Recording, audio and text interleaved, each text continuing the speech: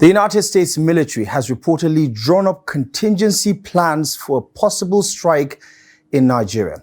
It follows President Donald Trump's order to the Pentagon to prepare for intervention over alleged persecution and killings of Christians in Nigeria.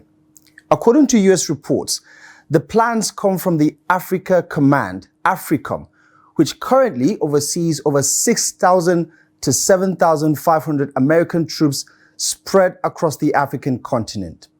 Most of them are based in Djibouti, Kenya, and West African coastal states. They support partner forces, provide intelligence, and conduct counterterrorism operations.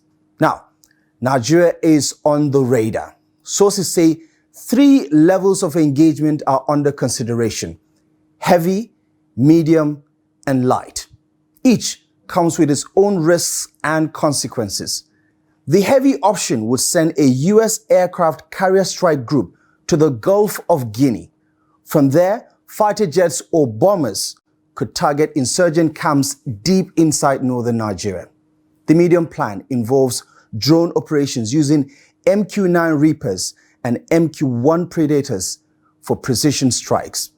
And the light option focuses on coordination with Nigerian forces, intelligence sharing, logistics, and support missions. There's a precedent for U.S.-Nigeria cooperation done right. Back in April of 2022, U.S. Africa Command conducted joint drills with Nigeria's elite Navy Special Boat Service, focused on hostage rescue and counterinsurgency. 2 years earlier, back in 2020, U.S. Navy SEALs from the famed Team 6 executed a precision raid in northern Nigeria, rescuing an American hostage with support from Nigerian intelligence. It was fast, surgical, and successful, proof that coordination can work without undermining sovereignty. But applying that model to a broad internal security issue like Plateau or Benue is another matter.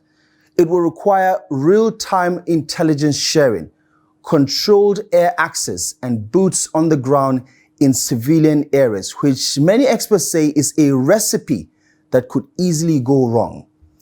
The conflicts across Nigeria are not one and the same. In the northeast, for instance, Boko Haram and ISWAP fighters operate across rough terrains, targeting both civilians and military installations. These are different battlegrounds that require different responses. Military analysts warn that a blanket American approach could backfire. Nigeria's insurgency is not confined to a single ideology or region.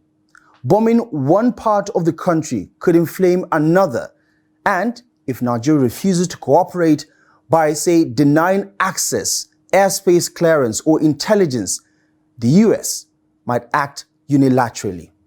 That would strain diplomatic relations and risk civilian casualties. Militant groups could also exploit the moment, framing the government as a US proxy, which could worsen radicalization. Still, some see an upside. American pressure could push Nigeria's security agencies to take a more deliberate, coordinated approach to internal conflicts.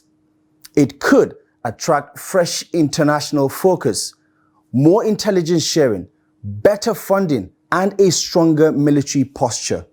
But history offers a warning. In Libya, the fall of Gaddafi turned into years of instability. In Egypt, US-backed interventions triggered political repressions and public anger. Good intentions in Washington doesn't always translate into good outcomes on the ground.